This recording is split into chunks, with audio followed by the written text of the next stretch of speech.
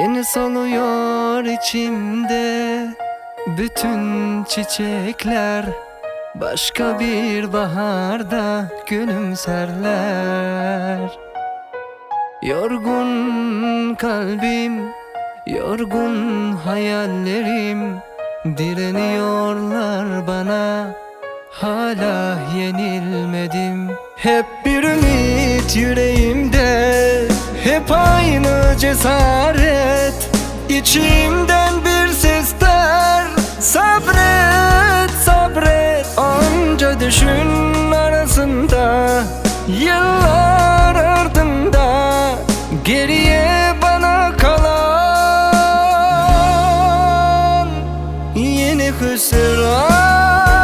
Her daim feryat figan, kalbim zehir olur başka hayallere, kalmaz ki mecalim. Hüsran, feryat figan, kalbim yenilmedim, o zalim görmüyor ki ya Rabbim. Hüsran, feryat figan, kalbim zehir olur başka hayallere, kalmaz ki mecalim. Hüsran,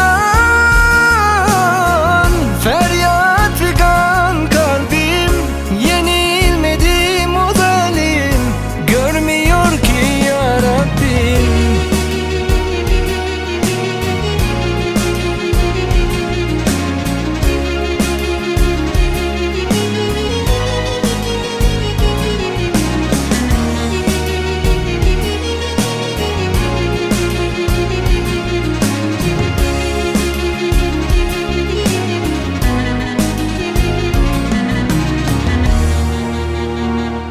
Hep bir ümit yüreğimde, hep aynı cesaret.